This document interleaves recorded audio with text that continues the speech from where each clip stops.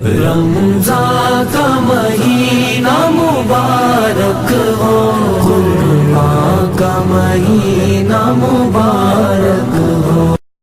سلسلے ماہ رمضان مسئلہ نمبر 33۔ مسافر اگر صحیح مقصد کے لیے کم سے کم 132 کلومیٹر کی مسافت والے جائز سفر پر ہو تو اسے روزہ نہ رکھنے کی اجازت ہے۔ سفر اگر ناجائز ہے تو روزہ نہ رکھنے کی اجازت نہیں ہے۔ اسی طرح مقصد صحیح نہ ہو تب بھی روزہ نہ رکھنے کی اجازت نہیں ہے۔ مطلب اگر کوئی صرف تفریح کے لیے سفر کر رہا ہے جیسا کہ مہابلیشور جانا تو وہ صحیح مقصد نہیں ہے، اس لیے اس طرح کے سفر میں روزہ نہ رکھنے کی اجازت نہیں ہے۔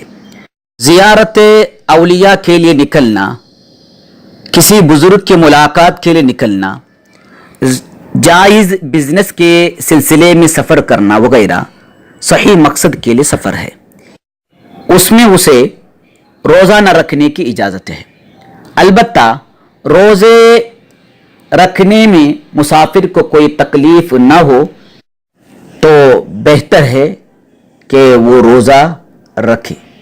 اگر روزہ رکھنے میں مسافر کو تکلیف پہنچتی ہو تو بہتر ہے وہ روزہ نہ رکھے، اور اگر روزے رکھنے میں مسافر کو جان کا خطرہ ہو تو اس کا روزہ توڑنا واجب ہے، جیسے کہ ہم نے سلسلے ماہ رمضان مسئلہ نمبر 30 میں بیان کیا ہے۔ کسی کو فجر صادق کے بعد سفر کے لیے نکلنا ہو تو روزہ رکھنا واجب ہے، یعنی روزے کی نیت کرنا واجب ہے، اور اس صورت میں مسافر پہلا دن دوران سفر روزہ توڑ نہیں سکتا، اس لیے کہ اسے اس روزے کو مکمل کرنا واجب ہے، اس پر اس روزے کو مکمل کرنا واجب ہے۔ فجر صادق سے پہلے روزے کی نیت کی اور فجر صادق سے پہلے ہی وطن کے احاطے سے باؤنڈری سے باہر نکل گیا تو اس کا پہلے دن کا روزہ رکھنا جائز ہے، یعنی توڑ بھی سکتا ہے۔ البتہ روزے سے کوئی تکلیف نہ ہو تو روزے کو مکمل کرنا بہتر ہے، اور اگر تکلیف ہو تو روزہ توڑنا بہتر ہے۔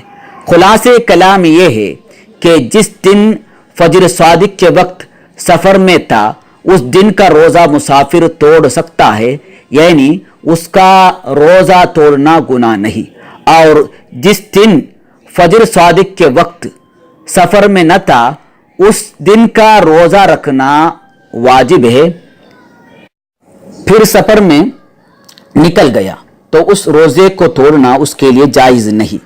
لیکن اگر کسی نے سفر میں روزہ رکھا اور روزے کے ساتھ سفر منقطع ہو گیا تو اب وہ روزہ نہیں توڑ سکتا، اور روزہ توڑنے کے بعد وطن پہنچا تب تو کوئی مذائقہ نہیں، البتہ امساک اس کے لیے سنت ہے۔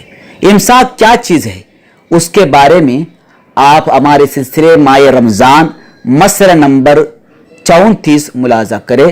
اللہ ہمیں شریعت مطہرہ کے مطابق زندگی بسر کرنے کی توفیق عطا فرمائے، آمین بجاہ النبی الکریم۔ بندوں کو خدا کی طرف سے بہت احسان کا مہینہ مبارک ہو۔